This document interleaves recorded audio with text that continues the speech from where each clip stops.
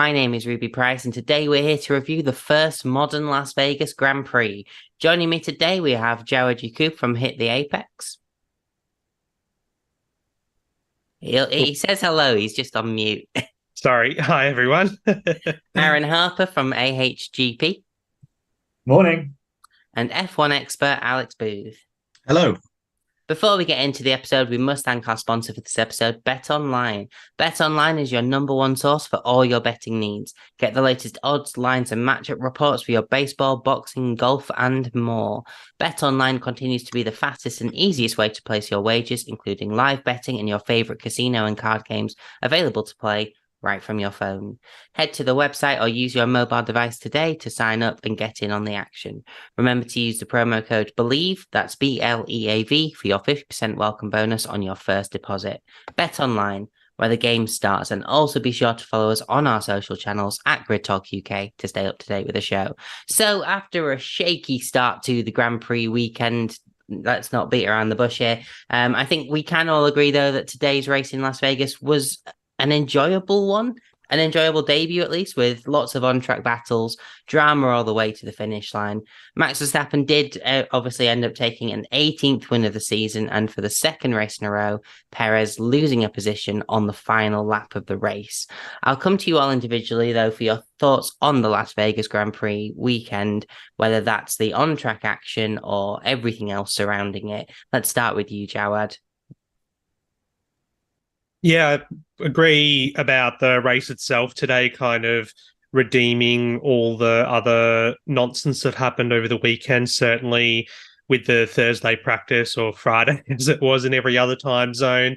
It was hard not to sharpen the pitchforks and kind of get into F1 and Vegas, the whole kind of entertainment side of things taking over the racing aspect. We heard Max Verstappen and his comments as well on it. Also, Toto Wolff kind of coming out and defending the Grand Prix and the work that has gone into it. So it certainly was a black eye moment then, but watching the race and wanting to judge the event on the race, was ultimately, Grand Prix racing is what we're here for. It was a pretty good event all up. So, happy that we had battles everywhere throughout it. Yes, the outcome was very familiar as it's been in 2023, but we had some interesting battles at the front, at the back, in the middle. And, we've got Vegas on the calendar for the next 10 years now.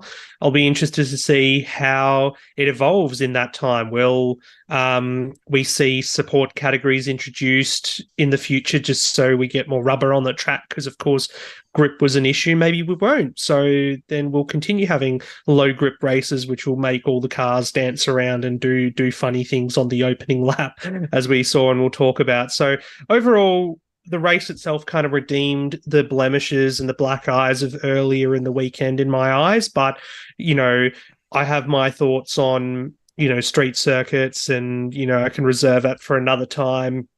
And, for what it is, let's just give it a tick for the race today. Yeah, I have to agree. I think it was a win for F1 today, because the racing made up for everything else that went on. Obviously, we can't sort of look away from the knock-on effect of what happened in practice. And I think that the fans that were unceremoniously chucked out of the track on Thursday night / Friday morning, and they didn't see FP2, then the $200 store voucher they've been given just isn't enough. I think F1 needs to do a little bit more in terms of making sure people are accommodated appropriately when things go wrong. And they have to remember that the fans make the sport. They're paying to go, and they need to be given action. But we got action on the track. I thought the low grip surface really played a part. It made the cars tricky to drive. And I think we've become accustomed to these cars looking like they're on rails. They've got so much downforce and they're so fast. It was actually good to see the drivers having to face these slightly sketchy corners, difficult braking zones. You had to nail every apex, every braking zone. So it was a real challenge. And considering the speeds they were doing, generally, by and large, they did a very good job. Obviously, Lando Norris was the one big accident, but that can happen early on in the race anyway, because cold tires, low grip, you could just lose it with heavy fuel as well. So it was an interesting race all the way through. The strategies were varied because of the safety cars. So I think, like Jawad said, it gets a big tick. You got to accept that you go to Vegas, you're going to do the Vegas thing with all the hype and the show. And I think you just have to accept that. You're going to go to certain venues that require a bit more glitz and glamour. Monaco has always been somewhere all the celebrities want to go. It's one of the busiest grids, but it's also one of the narrowest. So it just looks like carnage. Vegas will be similar, full of celebrities, full of people. But ultimately, if the racing is good, that doesn't matter. If the racing wasn't good, then it's a problem. But I think, it's a win for F1. Yeah, I agree with the two lads. I mean, I can't really add much more to that. I think a Grand Prix coming to Vegas was kind of an incoming tide, really, since it fell away in 1982, because there was talk in the 90s of having a race on the Vegas Strip, and there's been rumours of it in the years leading up to this. So it finally happened. I was surprised when I found out about the practice and the situation, because I would have thought that they would have done. The F1 authorities would have tried to ensure that something like that, or they would have certainly taken more care about it. I mean, it's happened in Baku in recent years, but it takes back to shades of 1982 in Detroit, when the practice was suspended, when the track wasn't even finished. That was something I didn't think I'd see, and as we've already mentioned, the $200 store voucher is a bit of a slap in the face. I think that's just an afterthought. It really is ridiculous, but we were rewarded with a fine race. I enjoyed it. It looked like it had a familiar outcome, but that doesn't tell the whole story. There was action packed all the way through, and it's a tantamount to the skill of the drivers I think we've got these days. Only one of them found the barrier, given the track conditions. So yeah, I think F1 won out today. Yeah, absolutely. And, I'm sure the fans who were present for FP1 and the time between it will be able to enjoy their one T-shirt that they can afford with the $200 voucher. But that's just a comment on the price of merch these days. But Alex has already attested to it. There was only one driver ultimately that found the barriers during the race today. Jawad, we'll start off with McLaren then, who, Lando Norris out on lap 2, looked a bit like the car just sort of dropped going through the corner, did the 180, and momentum obviously carried it through. But Piastri with 2 mega stints on the hards and then a 5-lap stint on the mediums to finish P10 with the fastest lap. Tell me about McLaren's race today, and obviously it's good that Lando Norris has made it out of hospital, we are hearing. Yeah, just taken off to the hospital for precautionary checks, and thankfully he's okay. It was a nasty shunt, and we were wondering coming into the race, given the low grip conditions, would we see more of this? And like Alex said, thankfully we only had the one incident like that. And yeah, he just kind of lost the rear end, didn't he, and into the wall and tore the car apart. So yeah, not a great weekend for Norris, and could have been a worse weekend for McLaren overall, because this is a track that didn't really suit their car. Their car likes a more high downforce setup and not long straights, which you have on this track. But Oscar to put in the drive that he did from further down the grid, making places at the start, and then unfortunately the strategy in a way kind of caught them out, or the lack of a safety car towards the end. If they gambled on that, then that would have certainly helped them, because he was as high as 4th or 3rd at one point, but had only run the hard compound tyre. And he had to pit late in the game to switch to a different compound. And ultimately that put him on the medium, and he had the pace to come back and steal 10th, and also got an extra point for fastest lap as well. So, while their direct rivals in the Constructors' Championship, Aston Martin, had the better results and more points, I think 2 points is a decent salvage from them. And yeah, also not really getting further damage from that run-in with Lewis Hamilton as well, as we saw, and there was no further action on that incident too. I think neither driver could proportion blame or figure out what had happened. But yeah, it also on the TV, on the feed as well, it just kind of, you blinked and you missed it. It didn't really get replayed a whole lot. And I feel like the coverage in general this weekend, or in the race, certainly there was just a lot going on, and it was hard to keep up with it as well. So, but yeah, overall great result for Piastri, even though it is 10th. But it could have been a lot worse for McLaren. A weekend of damage limitation, I guess. Yeah, absolutely. And I'm sure, they'll be coming back next weekend to try and, just firm up that fight in the top, four positions in the constructors. But it was rather static for the bottom three constructor teams, Aaron, in terms of points accrued. No change going on there, but certainly not very Viva Haas Vegas for the Haas team. Hulk retiring with a technical issue on lap 45, Magnussen dropping out of the points to finish P13. With the low track temperatures, were you expecting something special from Haas this weekend, or did you think this is kind of what we would have expected? This is the general model that Haas have adopted this season: qualify really well and then just fall away in the races, and maybe retire with a technical fault in one of the cars or some accident damage. Yeah, there's not really a lot to say about Haas anymore, because we know how it's going to pan out. I've just sort of gone through it there. Hulkenberg never really looked likely to move forward. Magnussen spent most of the race getting overtaken by faster cars that were out of position through various qualifying errors or dramas at the start. So, 13th is probably about where that car should have placed anyway. It wasn't as fast as the Williams, and it was better than the Alphas, both Alphas, the AlphaTauris and the Alfa Romeos. So, yeah, not really a lot for them to write home about on their third home race of the year. Let's have an American team that will actually give the American crowd something to get behind. But that's a whole different podcast. I won't delve into that today. But yeah, Haas, they're just there, aren't they? They don't do anything. Do something, Haas. You're just poking it with a stick, move. Basically, yeah. Do something. I prod them with my finger. Do it. Do something now.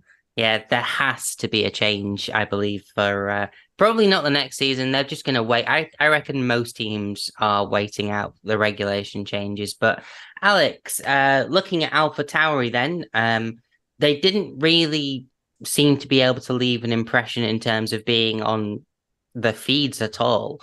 But Tsunoda out on lap 46 at the same position of the track as Nico Hulkenberg. He was reporting a gearbox issue. Ricciardo, I don't think ever occupied any pixels of the TV screen at the very least. But, disappointing for AlphaTauri, who have had some strong results in the last few races. Yeah, they have come on strong in the last couple of races, but it was more of a return to form, really, you could say, for this weekend. Tsunoda was poor in qualifying, and then didn't really look on song in the race at all, and then parked up rather neatly alongside Hulkenberg towards the end. And as you said, Ricciardo was pretty anonymous. AlphaTauri have got some points on the board recently, but it's kind of too little too late, really, in what's been a frankly poor season for them. Yeah, definitely. I think even with, you probably summed it up better. It was more of a return to form across the whole season that they've had, as opposed to, the form that they had in Mexico, pretty much. But the other Alpha team then, Jawad, Alfa Romeo, Valtteri Bottas, P17. He was involved in Alonso's choreography at turn 1, which left him basically chasing the result the whole race. Guan Yu Zhou ahead in P15. The only thing I really remember from him was him being passed by Verstappen in the same place that Verstappen would later hit a Mercedes, or the Mercedes would hit the Red Bull, whichever way you want to look at it. We'll talk about that later. But, what did you think of their livery? Did they have a different livery? I honestly didn't see them throughout the coverage to even notice, except for when they did show the brief replay of the turn one shenanigans, which Bottas was unfortunately a part of. Yeah, a very anonymous race for Alfa Romeo. And, considering there was action going on and DRS trains and everything, none of them seemed like they were a part of it. So, there's not much really to say. Joe did benefit from a cheap second pit stop when the second safety car came out. He was one of the drivers to come in and take another set of tires then. But really, they just had no sort of pace to back it up. So 15th and 17th in the end. I mean, I wonder who the sponsor was on the car this weekend, if they did have a special livery, because they'll probably be asking for a refund, because there was very little that we saw of them through the race. You might have got it mixed up with a Mercedes at some points as well, considering that they were very, very similar color schemes. Imagine having a brand identity in this day and age of Formula One. It's so inconvenient in terms of putting paint on the car. But a team with some identity, Aaron Williams, Logan Sargent finishing P16, Albon P12, a good start to the race, but the safety car cost them and they couldn't really recover. Tell me about Williams. Should they have done better today? Because we were expecting it, I think. Well, yeah, I think we were kind of all banking on them being very difficult to overtake, but the safety car timings, like you said, simply didn't help them, and they didn't have the pace to live with the guys front, so they just kept getting overtaken. Logan Sargent was saying on the radio at the end of the race that he just had to defend the entire race, so he couldn't set any good laps. He couldn't build a rhythm, constantly fighting other people, and that makes life difficult when you're struggling with the car. But for Logan especially, this has been a good weekend, and Williams have shown that they have a car that can definitely score points today. Obviously, it didn't go their way, but they did the best with what they had, and that's what James Vowles told Logan Sargent on the radio. He said they'd done the best job they could with what they had out there. Sometimes you're just not going to be able to get that rub of the green, or things are going to go against you. So one of those days for Williams, but they've had an excellent season considering where they were this time last year. And, they've been a bit up and down, but I think they're now back on a solid upward trajectory. And Logan Sargent looks like he's finding his feet. Alex Albon is a very capable driver. I think he got the most out of the car today, P12. So I wouldn't have expected him to finish ahead of an Alpine, a McLaren, or an Aston Martin. So I think they're kind of where they should have been. Yeah, absolutely. But before we get to the top 5 teams, let's talk about the top 5 stars. So if you've enjoyed this podcast, we would love it if you could take 5 to leave us a 5-star rating on Spotify or a 5-star review on Apple Podcasts. And if you're one of the 72% of people who aren't yet subscribed to the channel, please consider helping us out with a like and a subscribe. And from that terrible seg back to the remaining constructors of the Las Vegas Grand Prix. Alex, Alpine have had a pretty decent race for one of their drivers, the Gasly ultimately dropping out of the points towards the end and finishing P11, but Esteban Ocon finishing P4. We saw some great on-track action between the pair, who have often come together in similar situations. But tell me about Alpine's race. Were you impressed? I was impressed by Esteban Ocon. Thankfully, the battle between the two on track didn't end like it did in Melbourne. It was clean. They were lucky not to get a double points finish. Gasly dropped out of the points towards the end. I think it was tyre wear or possibly. But Ocon brought home a strong result, and well done to Alpine, because they need it. Yeah, they certainly do need it. That I think at this point they are very much in no man's land and aren't going to be passed by anyone in the constructors or past anyone else. But we've seen in previous seasons when you've got nothing to race for the remainder of the season, that momentum to start the next season can be so important. And that's something that Alpine, Renault, Lotus, they've just never really had as a team, at least for the 2020s, at the very least. But They yeah, just go on. they just get stuck in a rut at Alpine because they're never good enough to challenge the top teams, but they're always much better than the bottom three. So and they never seem to go anywhere beyond that, which is kind of frustrating. I thought maybe with Gasly and Ocon, an all French partnership, young drivers that would kind of bring new energy into the team, but it hasn't done, and they've had all the background drama with Otmar Schaffner leaving the team, and it just seems to be a constant stream of negativity.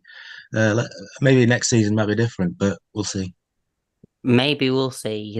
They have brought in some investors who've had success with turning, non-league outfits into league outfits. Maybe Alpine will go from National League to Champions League, as the Vegas Grand Prix might eventually go up in Max Verstappen's estimations.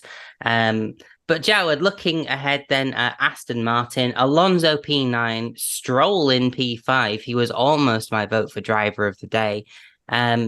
After dropping it of his own volition due to just no grip in turn one, Alonso, a decent recovery drive, I would say, to finish P9. But, what did you make of the Aston Martin? Should they really have been higher, potentially? Possibly, but shoulda, coulda, woulda, and I think a good result for Lance Stroll in particular, and yeah, very narrow. I ended up voting for Piastri for driver of the day, but yeah, Stroll could have been my pick. Also, he started second to last, of course, because he had the 5-place grid penalty for overtaking under yellows during qualifying, and it's one of those races where you say if you keep your head out of trouble and kind of just get through it unscathed, you'll finish with a good result, and that's ultimately what happened for Stroll today. And well done to him. There was chaos at the first corner, as we saw. He was able to get past it. He benefited from both safety cars for pit stops as well, and then didn't get involved in any of the other shenanigans going around him. So great result for him, and then of course benefiting too with the 5-second penalty to George Russell at the end. So, not that it's a big swing in the Constructors' Championship with them and McLaren. It's 11 points now, the gap, and I feel it should be sealed out by McLaren in Abu Dhabi. But I think, it's just refreshing and positive to see Stroll have a good race because, some people might think that we take pleasure in criticizing him and having a bash at him on the show, all the many people who do here, including myself, but it is painful sometimes, and we'd like to say something nice about him. And, today he did put in a great race to 5th and kept his head out of trouble, and well done. And with Alonso 9th, I guess that's the story. Shoulda, coulda, woulda, that if he didn't get involved at the first corner, that potentially there could have been a double top 6 finish on for them. But it was nice to see him involved in some battles, with his former teammate Hamilton and the Alpines and Williams as well, so of Albon. I think, Aston Martin, after, some of the races that they've had in recent times, we go back to last time we were in America with double DNF, I believe it was, in Texas, to getting double points. So good on them. Yeah, certainly a good American Grand Prix turnaround, Grand Prix plural, just for the, distinction. But certainly we needed more of this Lance Stroll throughout this season, and I think he'd be a lot closer to his teammate and under a lot less scrutiny if he had been able to perform like this throughout the season. But Aaron, let's look at the Mercedes then. So Jawad obviously just mentioned Russell getting that 5-second penalty, relegating him to P8 behind Hamilton in P7. Both Mercedes being involved in on-track incidents with other drivers. What was your take on the Russell and Verstappen incident and the Hamilton and Piastri incident? And should Mercedes have potentially been on the podium today? I don't think Mercedes had the pace to be on the podium. I think George is clutching at straws when he says a podium was thrown away. I think Perez would have come through and caught him, and he was ahead of him anyway. So I think a podium wasn't really ever on the cards. His incident with Verstappen, it's a 5-second penalty. He's caused a collision. He just hasn't seen him. The mirrors on these cars are ridiculously bad, and you're looking for a driver. You don't see him. You just assume he's not there. You've got to turn in at some point because you're competing, and obviously they met in the middle. So yeah, just one of those things. That's what happens in racing. Maybe a 5-second penalty was a bit harsh, but the stewards do what the stewards do. So sometimes they give them, sometimes they don't, and this is the whole vagary of the stewarding system, and it does befuddle sometimes, especially early in the morning. But we'll get on to stewards and their penalties later on, I'm sure. But for Lewis Hamilton, that was purely a racing incident. Tyre contact with Oscar Piastri, very unfortunate. Without those two incidents, Mercedes would have probably ended up 4th and 5th. I think Lewis would have been able to pit later when that second safety car came out. I think that's what they were hanging on for, because Zhou Guanyu did something similar. But it's a case of what could have been, like Jawad was saying for Alonso, shoulda, coulda, woulda. Mercedes have, how they're second in the constructors, I have no idea, because they've just not had the second fastest car at any point this year. They've just executed well when others haven't, and that still might not be enough, because Ferrari could catch them in Abu Dhabi. But I think everyone at Brackley will be glad to see the back of this car, even more glad than they were to see the back of the W13, which is saying something. Yeah, absolutely. And only 4 points now separating Ferrari and Mercedes in the Constructors' Championship. We're going to see next weekend if anything does actually change on, that positioning. But Alex, speaking of Ferrari, then Leclerc P2, Sainz P6, the cool down car, as they called it, had a very interesting camera shot of Leclerc almost like figuring things out and basically realizing, oh, maybe Ferrari should have boxed me during that second safety car, and maybe I might have won this race. Is that the case? What did you make of Ferrari today? Could Leclerc have won it with better strategy and a good recovery drive from Carlos Sainz? I think that's certainly plausible, because Leclerc was in a good position before the second safety car, and had he pitted, I won't say it was a lost certain victory, because we can't always be too sure about Verstappen. If Leclerc had been leading, would Verstappen have passed him within a couple of laps to go? That's possible, but I think Ferrari have lost a potential victory. I think it was there. It was there on offer, but Leclerc finished second, made an unfortunate mistake, but he made up for it by overtaking Perez on the last lap.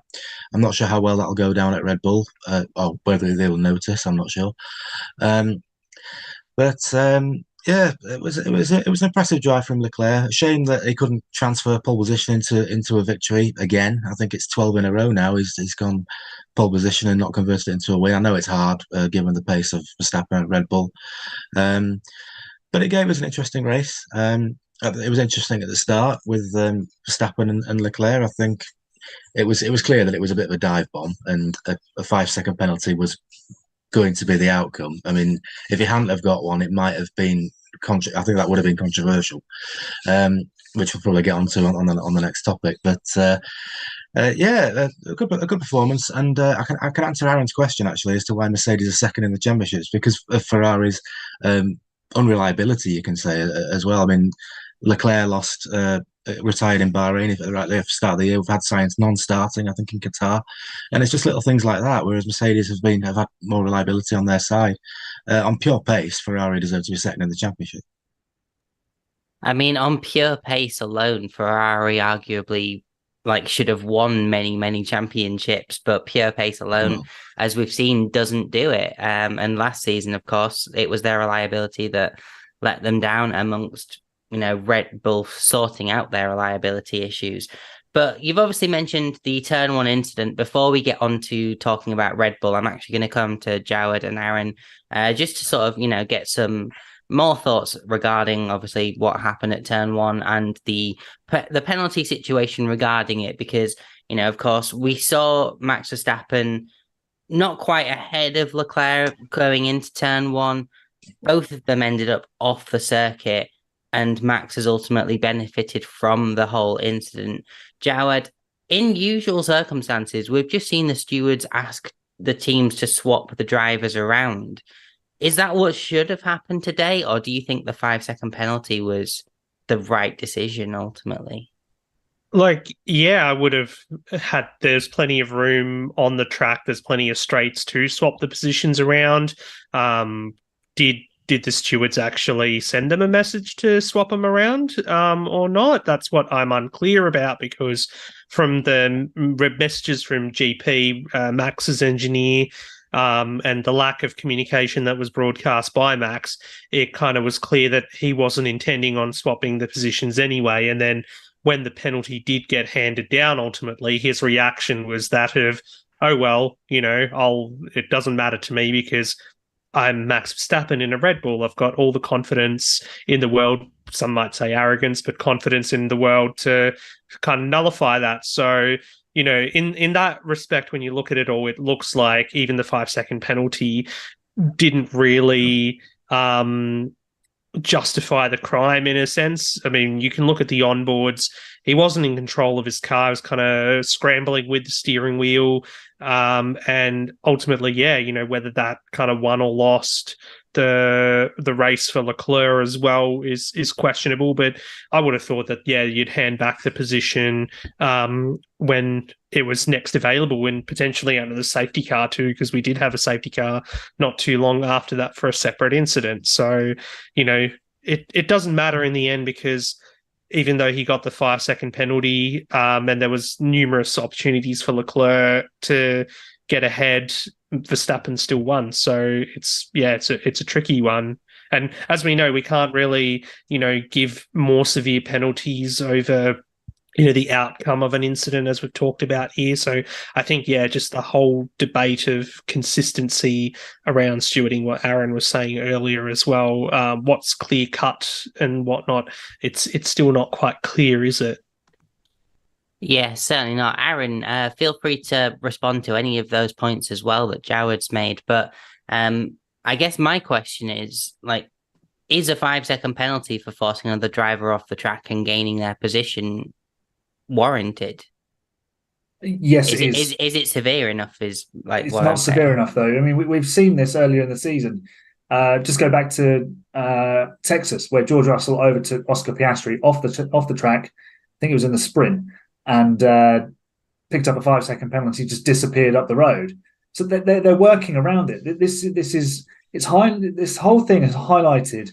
I don't know whether a lack of authority or power from the stewards. You've got to be more severe. You've got to get tough with these guys, because they're just going to work their way around it.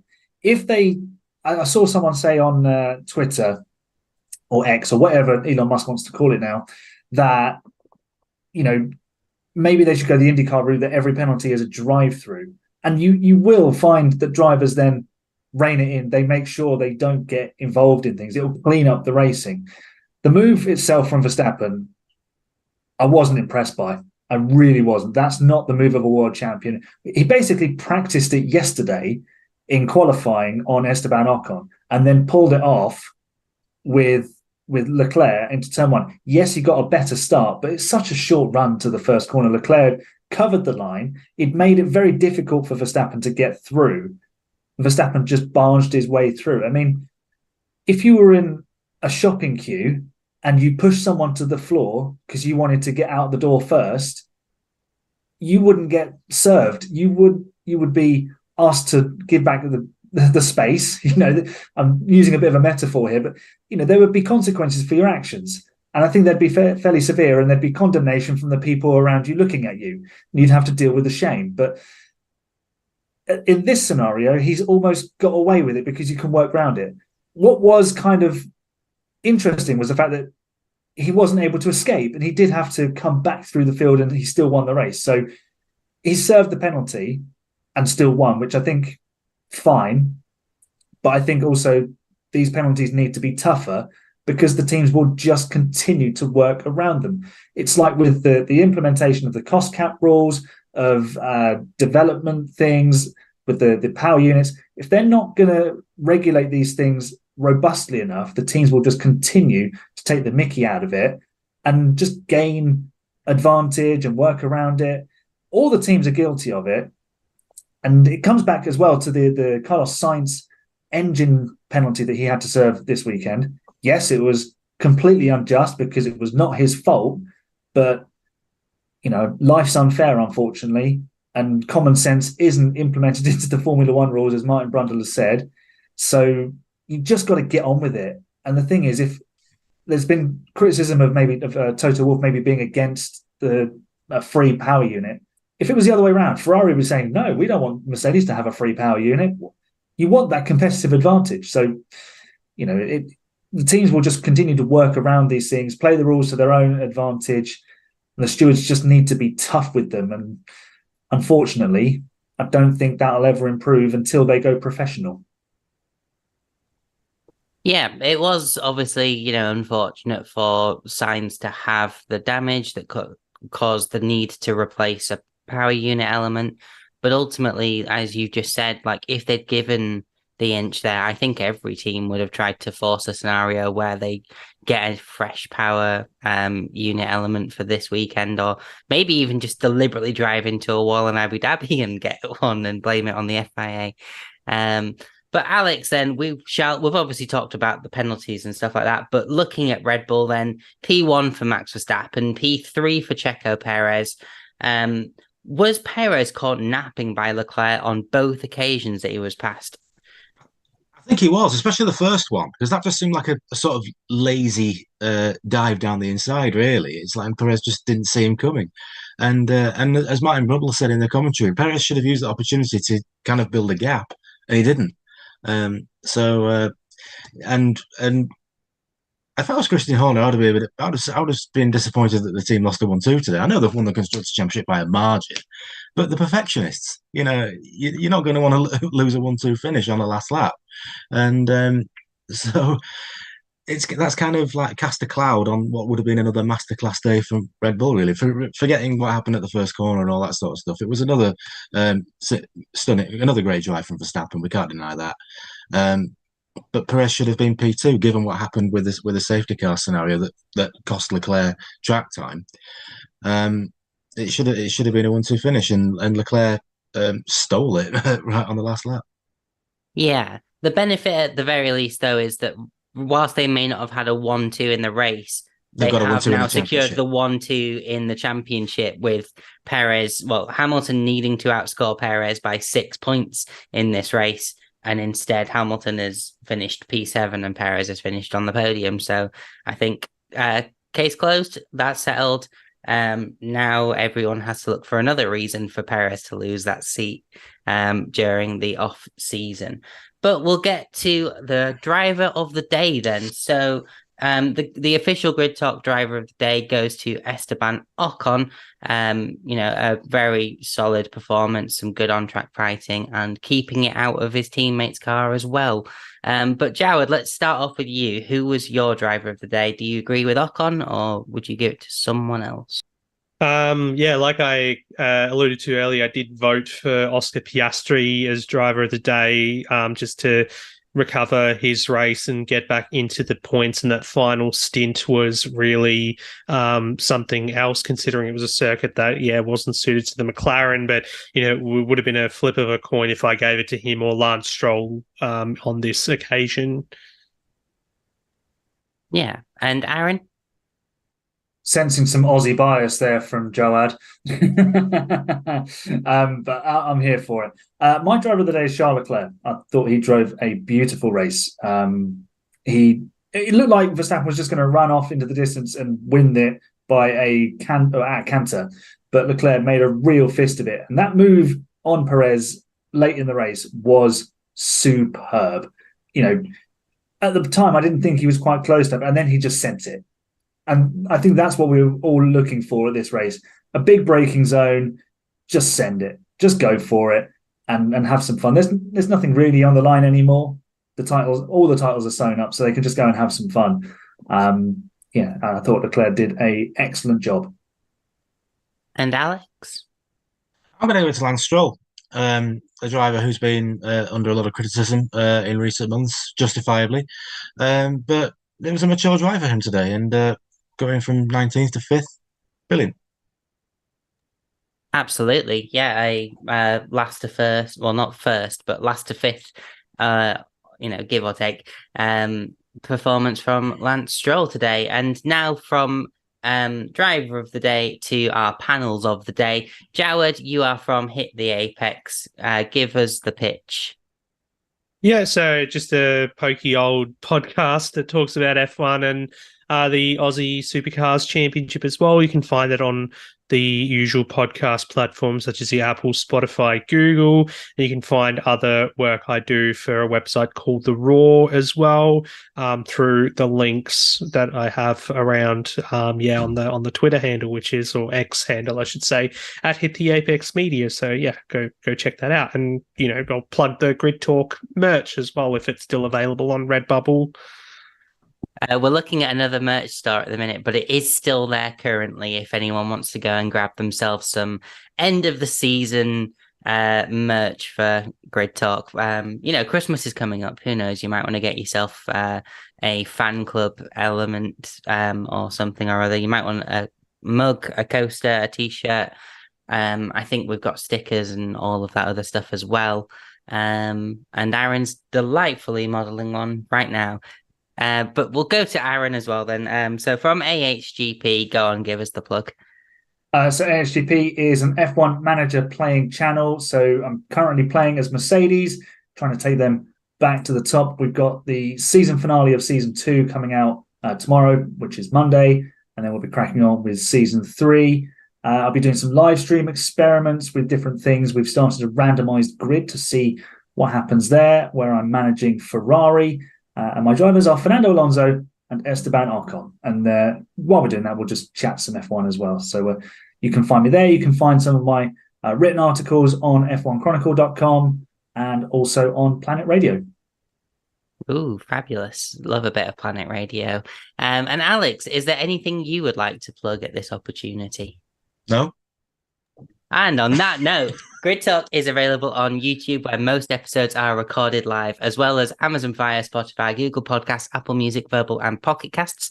Just search Formula One Grid Talk for our huge back catalogue of shows with previews and reactions to qualifying and the race results. If you are watching the YouTube stream, which just does appear to be Jared Bradley, to be fair, we will be sticking around for a post show where we'll answer some questions, but also talk about some other things that we didn't get quite a chance to cover during the show.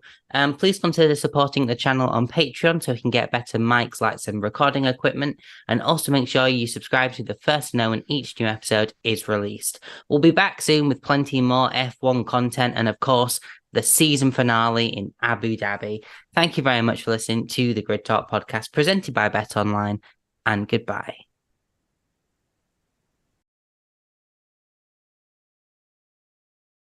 So as we move into a post-show, thank you, Jared, for being so active in the live chat. It's always grateful to have that interaction going on. I'm firstly just going to open up the floor to the panel. If there's, what do you want to see from next year's Las Vegas Grand Prix? More carnage. All the drain covers sealed properly. Just more of the same action.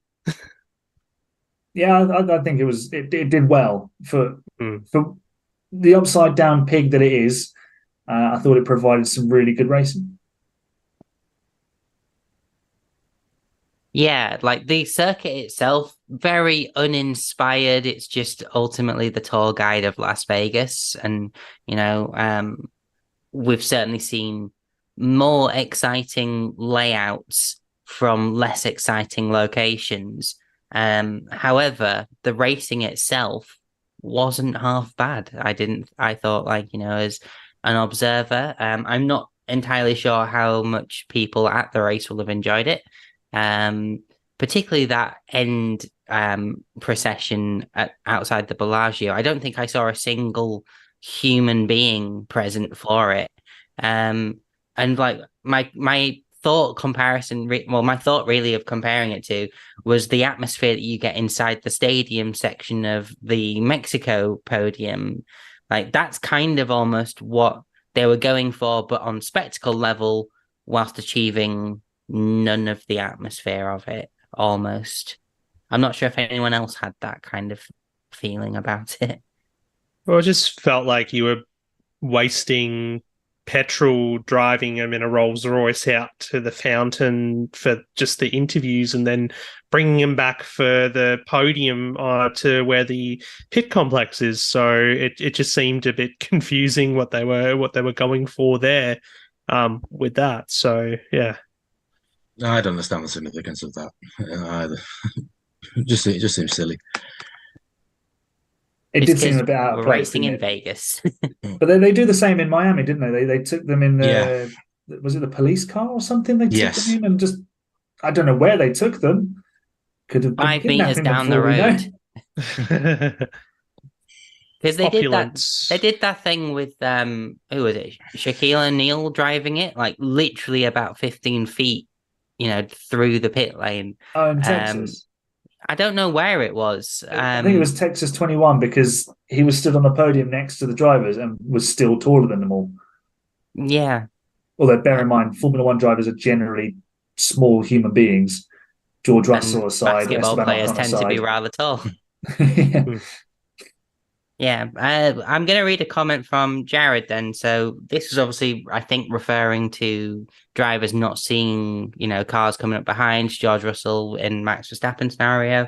Do they need some kind of warning sensor to warn them of cars in their blind spot? So like what I'm visually seeing is the red arrows from the F1 video game, but with all of the technology and all of the sort of telemetry that they've got on F1 cars, is something like that possible? Would it even be worth having based on the fact that, the drivers are going to react to it ultimately before they even see it? No, they're supposed to be the best drivers in the world. If Joe Guan Yu saw Verstappen coming, Russell should have done. Yeah, it was a bit of a clumsy collision, wasn't it? From all parties. I think Verstappen probably could have just waited for the big old straight, a mile of straight. I mean, do you want a bit more straight with DRS? If you just show a little patience there, he didn't need to get involved in that because he was always going to make the overtake. But he had such an overspeed into the corner. And Russell was kind of half expecting the move, couldn't see him, just to probably assumed that he was behind him. I mean, the mirrors have caused problems for years and years. I remember the 2010 Australian Grand Prix. There was a collision at the start.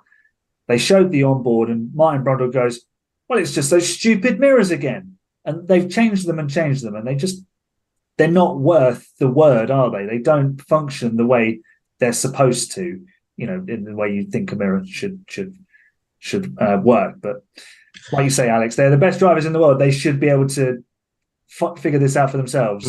I think that 2010, that was when they mounted the mirrors on the side pod, on the side, and the drivers actually couldn't see them. Yeah.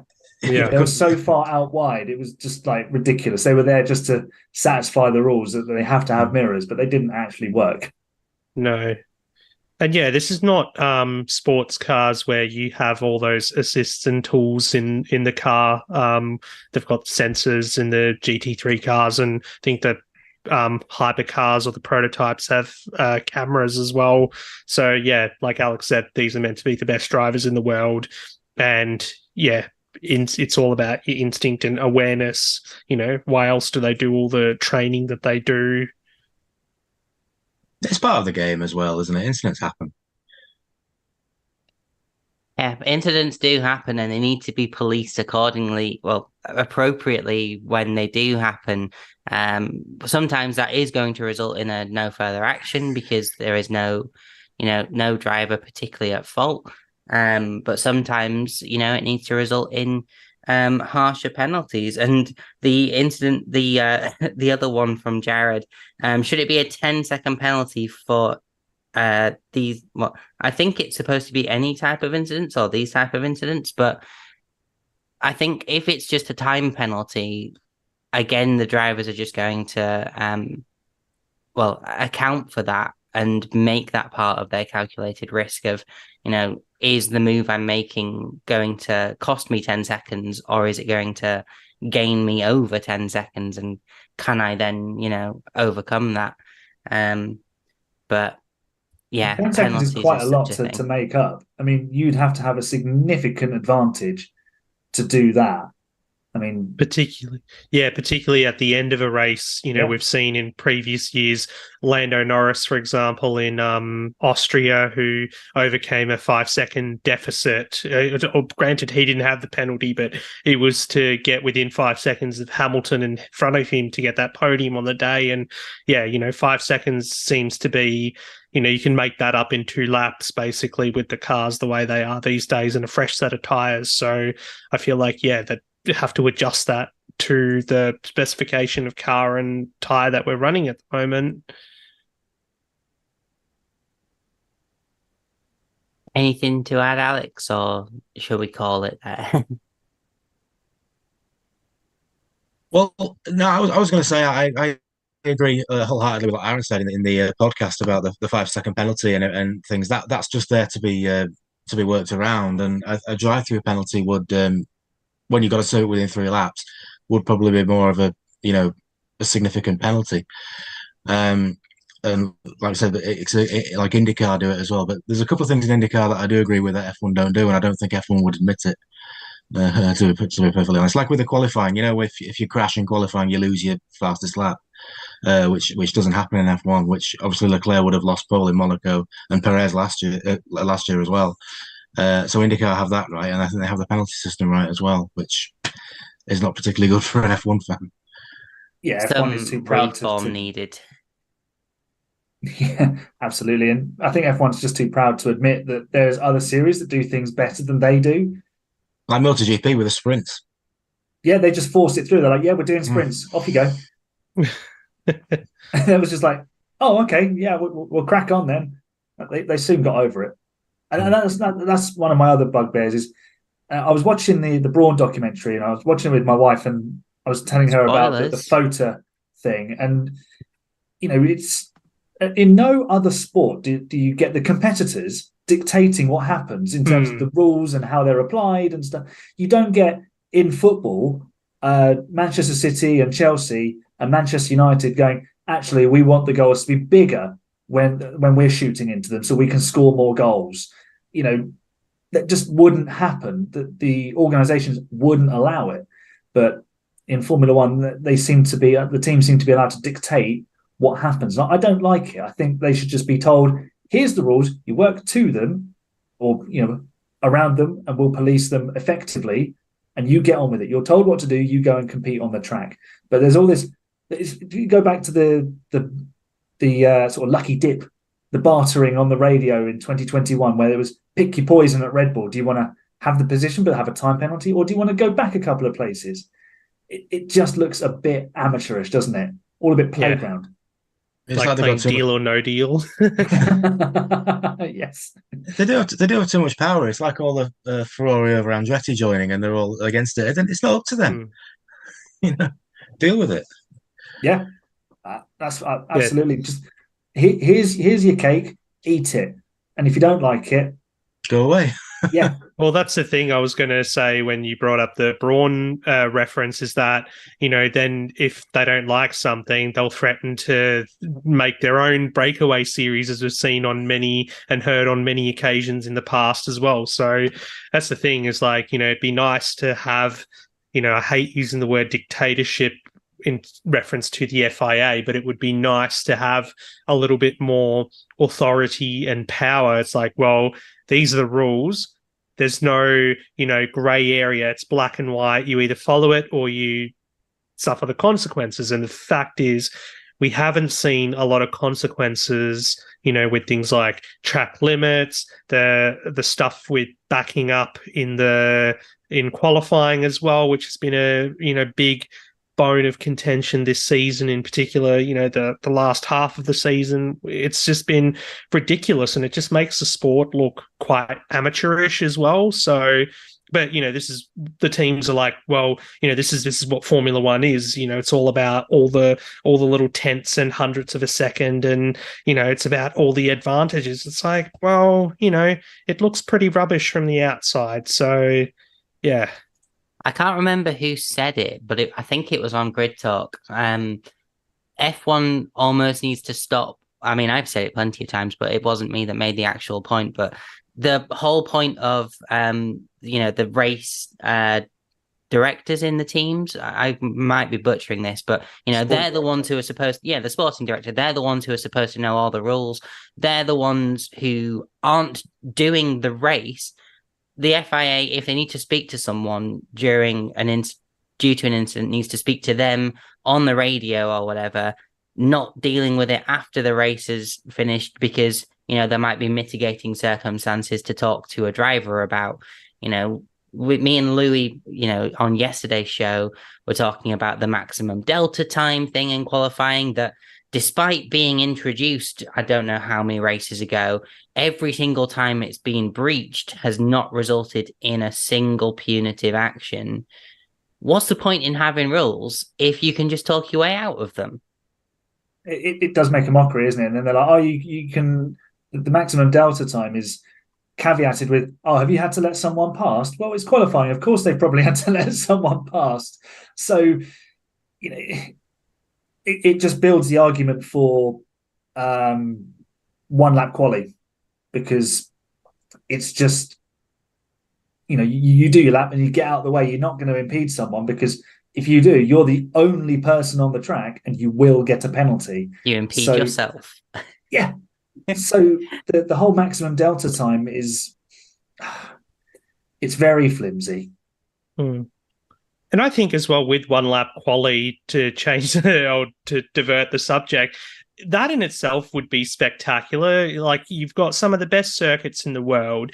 You're given one lap, where the peril and the consequences are at its highest. How spectacular would it look, on replay, if someone replicated a Senna Monaco lap, for example? I've always thought Monaco would be the perfect place to do a one lap or quality or a super pole type situation. Because, you want to see these drivers, the best in the world, supposedly, with, the cars best in the world, owning the racetrack on their own, not, coming around to just before the tunnel and there's a crash Red Bull there that's ended the session kind of thing, Well, we had it in the mid-noughties. Jarno Trulli at Monaco in 2004. What a brilliant lap. Single lap qualifying. I think one lap qualifying would be fantastic. I think you can sort of merge the two together, have the first two phases, maybe shorten them up a bit, and then have your super pole, because then you'd have that opportunity. And I can't remember who said it. I think it was someone on the race wrote about it. If Q2 dictated the order for the super pole, everyone would want to go fastest in Q2, so everyone would have to perform in Q2, and you wouldn't get teams going, oh yeah, we're through, we're fine, we'll be in Q3, and then getting knocked out. Perez, Hugh Hamilton and Perez not getting through. Yeah, so everyone would have to be competing at all times. But if you wanted to do the full session as just one lap quali, make FP3 a competition, and whoever's top in FP3 goes out last. So then you've got Saturday suddenly becomes this big thing about qualifying and getting it right the whole day. But then where do you factor that in with the sprints? And that's just, it's a whole nother story there. It's just, yeah, I'd do that. Yeah, well, on that note, lots of opportunities for the FIA and F1 to improve in 2024 if they are watching this show. We've certainly come up with a few ideas amongst the whole of Grid Talk, at least. But thank you very much, as always, for joining us, and we shall see you in Abu Dhabi this weekend. And on that note, bye.